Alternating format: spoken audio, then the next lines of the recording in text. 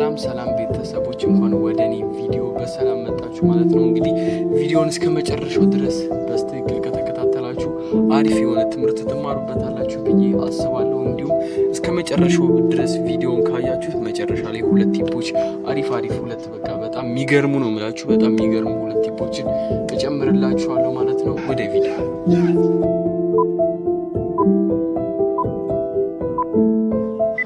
4500 ዓመታት እናንተ ዛሬ ዩቲዩብ አካውንት ከፍታችሁ በቀን 90,000 ሰብስክራይብ እንኳን ብታገኙ ሚስተር ቢስት ላይ ለመድረስ የሚፈጅባችሁ ዓመታት ናቸው። 4500 ዓመታት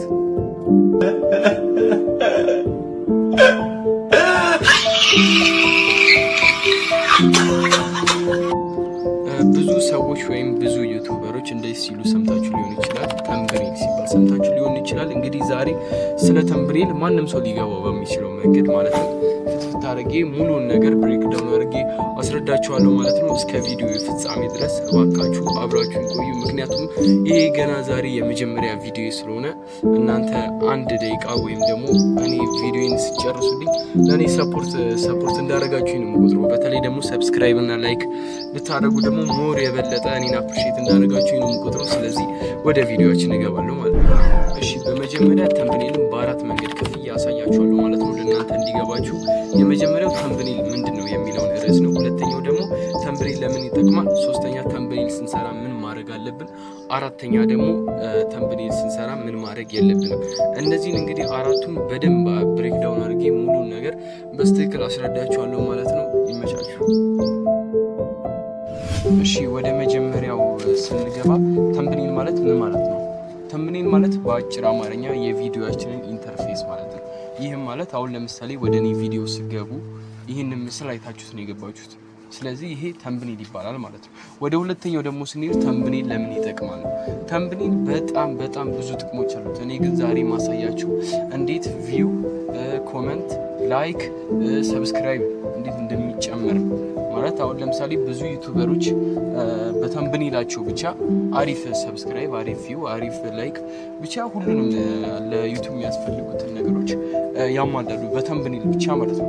ስለዚህ ይሄንን በእንደዚህ ካለን እና ታዲያ እንዴት ነው ዩቲዩብን ለዩቲዩብ የሚሆን አሪፍ ተምብኔል የምሰራው ካላችሁኝ ደግሞ ዋናው ሀሳብ እዚህ ጋር ያው እንግዲህ እስካሁን ድረስ ቪዲዮውን ከተከታተላችሁ ትንሽም ቢሆን ወዳችሁታል ማለት ነው። ስለዚህ እስቲ ላይክ በማድረግ አበረታቱኝ። ስለዚህ ወደ መጀመሪያው ሀሳብ ስመጣላችሁ አንድ ነገር ያስፈልገናል መጀመሪያ፣ እሱም አፕሊኬሽን ነው። ፒንተረስት የሚባል አፕሊኬሽን ያስፈልገናል። የአፕሊኬሽኑ ሊንክ የቴሌግራም ቻናል ላይ አስቀምጥላችኋለሁ። የቴሌግራም ቻናሌን ደግሞ ዲስክሪፕሽን ላይ አስቀምጥላችኋለሁ ማለት ነው።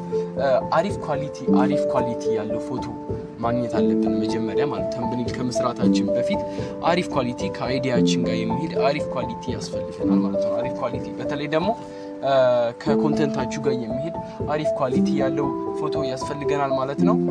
ሁለተኛው ደግሞ ሀሳባችንን በኔጌቲቭ መልኩ መግለጽ። ሀሳባችንን በኔጌቲቭ መልኩ መግለጽ ስለ አሁን ለምሳሌ እኔ ስለ እስክሪብቶ ስለ ቢክ እስክሪብቶ ቪዲዮ እየሰራው ቢሆን ተምብኔሌን የእስክሪብቶ ጥቅም ብዬ ብጽፍ ማንም ሰው ይገባልኝም። በዛ ከተባለ 200 ቪው፣ ከዛ በዛ ከተባለ 250 ቪው ነው። ከዛ በላይ አይገባልኝም። ግን እኔ ቀየር አድርጌ ሀሳቡን ከቢክ እስክሪብቶ ጀርባ ያለው ድብቅ ሚስጥር ብል ሁሉም ሰው ቀጥታ ይገባልኛል። ምክንያቱም ሁሉም ሰው ከልጅነቱ ጀምሮ ቢክ እስክሪብቶ እየተጠቀመ ስላደገ ይሄን ሁላ መስጠቀም ማላቀው ነገር አለ ብሎ ስለሚያስብ ቀጥታ ወደ እናንተ ቪዲዮ ይገባል ማለት ነው። ስለዚህ የኔጌቲቭ ሀሳብ ጥቅሙ ይሄ ነው።